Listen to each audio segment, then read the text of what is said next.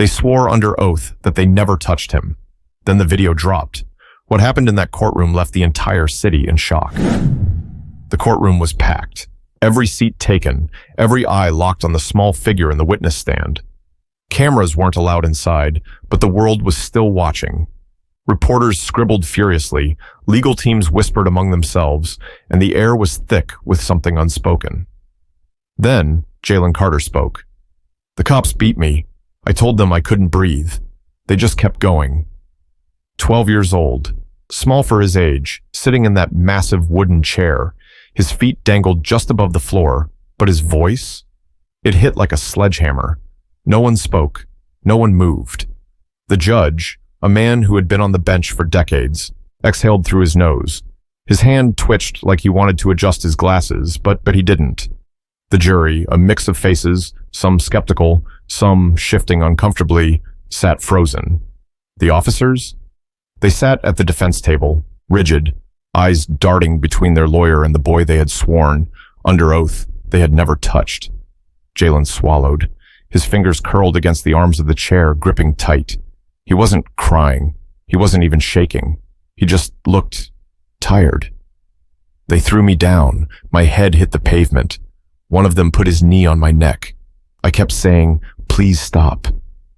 His voice didn't waver. He just told it like it happened, matter of fact, almost like he had rehearsed it, not because he wanted to, but because he had relived it so many times in his mind that it was burned there. His mother sat in the front row, hands clasped so tight her knuckles were white. Her lips pressed together like she was holding something back, anger, grief, maybe both. The defense attorney cleared his throat. He was a polished man, mid-50s, expensive suit, the kind of lawyer who made a career out of making ugly things sound justifiable. He leaned forward. "Jaylen, are you sure you remember everything correctly? It was dark, wasn't it?" Jaylen didn't even blink. It wasn't dark. We were right under a streetlight. The lawyer shifted in his seat, glancing at his papers. His plan, whatever it was, wasn't going as smoothly as he'd hoped. The judge adjusted himself in his chair. "Let's keep this moving, counselor." The tension didn't break, not even for a second. Jaylen took a breath and looked right at the jury. They laughed. When I stopped moving, one of them said, "Ain't no cameras here, kid." Another beat of silence. One of the jurors, a woman in her early 60s, inhaled sharply. A man in the back row of the gallery whispered something to the person next to him. The judge looked down at the defense. "Do you have any further questions for the witness?" The lawyer hesitated. Then, "Not at this time, Your Honor." Jaylen exhaled and turned his head toward his mother. She gave the smallest nod. He had done what he came here to do. But what came next? That was out of his hands now. But the truth had already cracked something open, and there was no stopping what was coming next. The courtroom felt like another world compared to that night. That night, the air was thick and sticky, the kind of heat that made everything feel slow, like the whole city was holding its breath. Jaylen was just trying to get home. He had been at his friend's house 2 blocks over playing video games. His mom had called, told him to be home by 10. He wasn't about to be late. Not after last time. He took the usual route, down Oakley Street, past the gas station, through the shortcut behind the laundromat. He'd done it 100 times, never had a problem. Until he did. The headlights hit him first, bright, blinding. A police car screeched to a stop just feet away. "Hey, stop right there!" Jaylen froze. 2 officers jumped out, hands on their holsters, fast, like they were ready for something big, something dangerous. "Put your hands up," one of them barked. Jaylen did, fast. His heart slammed against his ribs. His arms shook as they hovered above his head. "What did I do?" His voice cracked. "Shut up!"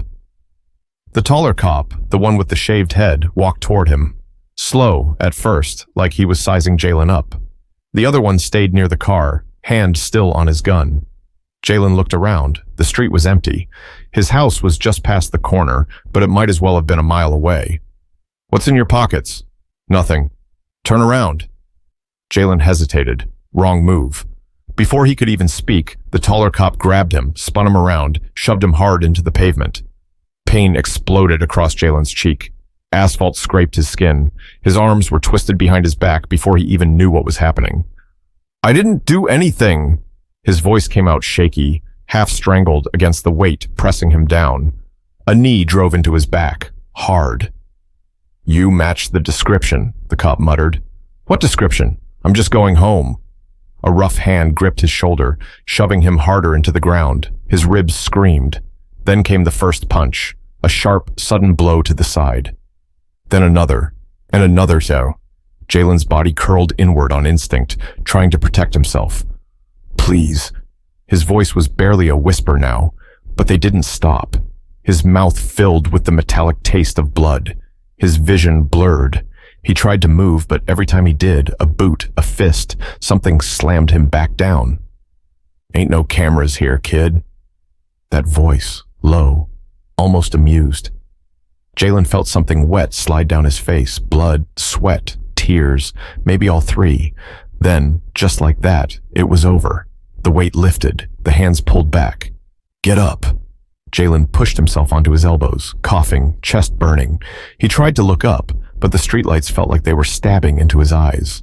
The shorter cop, the one who hadn't said much, muttered something into his radio. Jaylen sat there, gasping, trying to stop his hands from shaking. "You're lucky," the taller cop muttered. "Lucky." They got back in the car, the tires screeched against the pavement, and just like that, they were gone. Jaylen sat there for a long time. His face throbbed, his ribs ached. He didn't feel lucky, not even a little. But what Jaylen didn't know was that somewhere, someone had seen, and that was about to change everything. But for now, all he knew was that he had to get home before his mother saw him like this. The courtroom was still tense, but now something had shifted. The jury had heard Jalen's voice, had seen the way his hands tightened against the arms of the chair when he spoke. But none of that mattered if the evidence didn't back him up. At least, that's what the defense was banking on. The officer's lawyer stood, smoothing his suit like this was just another day in court. He approached the jury box, holding a copy of the police report. "Ladies and gentlemen, let's go over the facts, shall we?" His voice was calm, too calm. On the night in question, Officers Daniels and Hughes were responding to a call about an attempted robbery. The suspect was described as a young black male wearing a dark hoodie. He glanced at Jaylen as if to say, "See, you fit the description." Jaylen didn't flinch. "According to their report," the lawyer continued, flipping through the pages like he was reading a bedtime story, "Mr. Carter was acting suspiciously, refused to comply with verbal commands, and attempted to flee when approached." Jalen's mother let out a sharp breath, shaking her head. The prosecution attorney put a hand on her arm, a silent plea to stay composed. "Given the circumstances," the lawyer went on, "the officers were forced to detain him using standard protocol. At no point did they apply excessive force." He paused, letting those words hang in the air. No excessive force. Jalen's fingers clenched into his pants. "Now, Mr. Carter," the lawyer said, turning toward him, "do you recall attempting to run when the officers arrived?" "I never ran," Jaylen said, voice steady. "But you admit you were in the area where a crime had just been reported?" "I was going home. At night. It was 10 o'clock. I had a curfew." The lawyer's lip twitched. "And when the officers approached, you—" I put my hands up. A flicker of frustration crossed the lawyer's face. He wasn't expecting Jaylen to be this direct.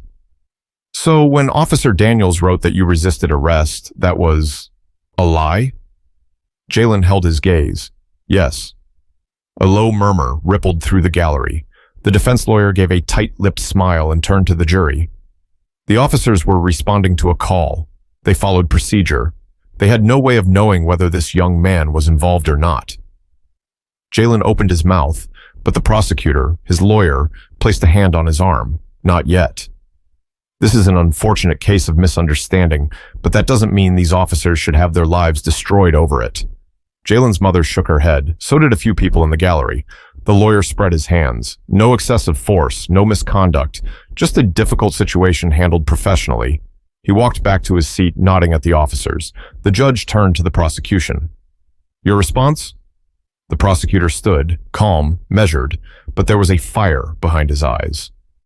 "Your Honor, if the defense is so sure that nothing improper happened that night, I'd like to introduce new evidence that just came to our attention." A ripple of confusion swept through the room. The defense lawyer frowned. The prosecutor turned toward the doors. "Your Honor, we have video." But no one, Not the jury, not the judge, not even Jaylen was ready for what was about to be shown. For a moment, the courtroom was still, then chaos. Gasps, murmurs, reporters whispering into their phones. A few people in the gallery leaned forward, eyes wide, while others exchanged glances like they weren't sure if they had heard correctly. Video? Jalen's heart pounded. He hadn't seen a camera that night. He hadn't even thought about it. The defense lawyer straightened his tie, forcing a smirk. Your Honor, this is highly irregular. If the prosecution had video evidence, it should have been presented earlier. The prosecutor didn't blink. We didn't have this footage until 20 minutes ago. That has shut him up. The judge peered down from the bench, fingers steepled. Is this video authenticated? It's currently being verified, but given the circumstances, we believe the jury should see it. A pause. The judge's gaze flicked toward the officers at the defense table. Officer Daniels was stiff as a board. Officer Hughes, the quieter one, had gone noticeably pale. The judge nodded. Proceed. The bailiff wheeled in a monitor. The prosecutor turned to Jaylen. Are you ready? Jaylen swallowed. He wasn't, but he nodded anyway. The video started. The angle was shaky at first, like whoever was filming was trying to stay hidden. The screen showed a dimly lit street, the glow from a streetlight casting shadows against the sidewalk. Jalen's small figure appeared, hands raised, then sirens. A police car screeched to a stop. Two figures jumped out. The courtroom was dead silent as the video played out exactly as Jaylen had described. The yelling, the orders, the way they grabbed him. I didn't do anything! A grunt, a loud thud as he hit the pavement. Jalen's mother let out a quiet sob. Someone in the back muttered a curse under their breath. The worst part hadn't even started. On screen, Officer Daniels pressed his knee into Jalen's back. His face wasn't visible, but his voice was clear. Stay down. Jalen's voice muffled. Please. A punch. Another. The dull impact of a boot against his side. And then, clear as day. Ain't no cameras here, kid. The jury flinched. The defense lawyer's smirk vanished. Officer Daniels's jaw was tight, eyes locked forward like he could will himself out of the room. Officer Hughes. His head was down. Jalen's own stomach turned as he watched himself on that screen. Small, helpless, a kid who had been walking home just minutes earlier. The video ended. No one spoke. The judge let out a slow breath. He turned toward the officers. Care to explain this? Daniels didn't answer. Hughes shifted uncomfortably. The prosecutor stepped forward, voice steady. The defense has argued that no excessive force was used. The officer's own words tell a different story. The defense lawyer rubbed his temple. Your Honor, we don't know where this footage came from. It could be manipulated. The prosecutor shook his head. The metadata confirms it was recorded the night of the incident. The footage was sent anonymously, but the timestamp matches the exact time Jaylen was assaulted. He turned toward the jury. We may not know who filmed it, but we know exactly what it shows. Silence. The judge glanced at the defense table. Officer Daniels, Officer Hughes, do you have anything to say? Daniels clenched his jaw. Hughes opened his mouth, hesitated, then closed it again. The judge sighed, turning toward the jury.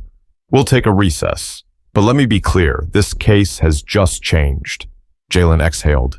His mother grabbed his hand, squeezing it tight. For the first time since this all started, it felt like someone was actually listening. But the fight wasn't over. Now it was time to see if the truth would be enough. The jury was escorted out. The judge left the bench. But the tension? That stayed. Jaylen sat there, still gripping his mother's hand, his fingers numb from how tight she was holding on. He couldn't tell if she was trying to comfort him or herself. Across the room, the officers hadn't moved. Officer Daniels stared straight ahead, jaw clenched so hard it looked like it might snap. Officer Hughes, though, he looked shaken. He hadn't said a word, hadn't even met his own lawyer's eyes since the video played. The defense lawyer was whispering to them in a low, urgent tone. But it didn't matter what he said. The whole courtroom had just seen the truth, and no carefully worded excuse was going to erase that. A few minutes later, the judge returned. The jury filed back in. It was time to continue. Prosecution, the judge said. You may proceed. The prosecutor stood, buttoning his suit. Your Honor, given the new evidence, we request that Officers Daniels and Hughes take the stand. The defense lawyer scoffed. Absolutely not. My clients have a right to remain silent. The judge turned to the officers. That's true. But given the gravity of what we just witnessed, I'd strongly advise you to consider speaking for yourselves. Silence. Daniels didn't move. But Hughes, he finally lifted his head. I'll speak, Hughes said quietly. His lawyer whipped his head around. Don't say a word. I'll speak, Hughes repeated, louder this time. The room tensed. Jaylen sat up straighter. The bailiff swore him in. He took the stand, adjusted the microphone, cleared his throat. Officer Hughes, the prosecutor began, you saw the video just now. Was any of it manipulated? A pause. No, Hughes said. It was real. A wave of murmurs rippled through the crowd. The defense lawyer pinched the bridge of his nose. So, the prosecutor continued, what really happened that night? Hughes swallowed. His gaze flicked toward Jaylen, and for the first time, he actually looked at him. Not past him, not through him, at him. We were told a suspect was in the area, Hughes said, voice tight. Young black male, dark hoodie. We saw Jaylen walking alone. Daniel said he matched the description, so we stopped him. Stopped him? The prosecutor pressed. Or attacked him? Hughes's grip tightened on the witness stand. Daniels was aggressive from the start. I told him to slow down, but he didn't. The air in the courtroom got even heavier. Did Jaylen resist? Hughes shook his head. No, he admitted. He had his hands up. Jaylen's mother covered her mouth, her body shaking. So why did Officer Daniels throw him to the ground? Hughes hesitated. Because he could. It was so quiet, you could hear the air conditioning humming. The prosecutor took a step forward. And when Daniels punched Jaylen, kicked him, why didn't you stop him? Hughes didn't answer right away. I should have. His voice cracked slightly. I should have stopped it. Jaylen felt something twist in his chest. It wasn't an apology, but it was the closest thing he was ever going to get. The prosecutor turned to the judge. Your Honor, I have no further questions. The judge exhaled and looked at the jury.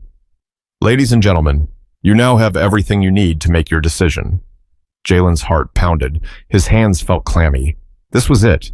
But just because the truth was out didn't mean justice would come easy. The jury was dismissed to deliberate. The courtroom emptied, but Jaylen stayed in his seat, staring at the wooden table in front of him. His mother ran a hand over his back. You okay? He didn't know how to answer. He had told the truth. The video had proved it. Officer Hughes had even admitted it. But that didn't mean they would win. Jaylen had seen it before. People like him getting hurt, getting blamed, getting ignored. The truth wasn't always enough.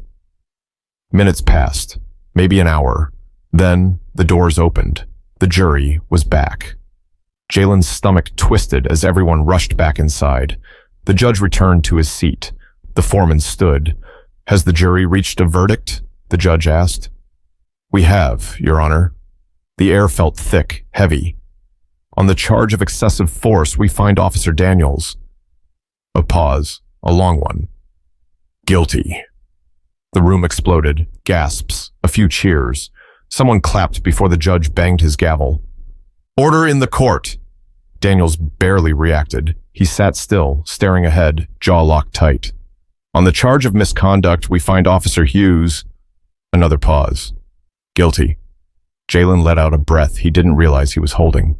His mother gripped his hand, whispering, We did it. You did it.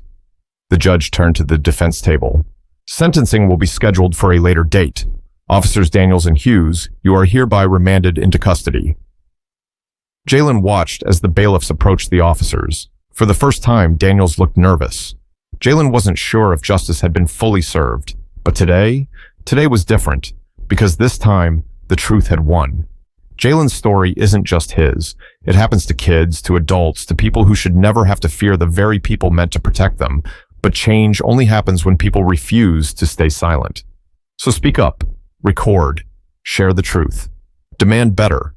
Because the next time something like this happens, the world needs to be watching.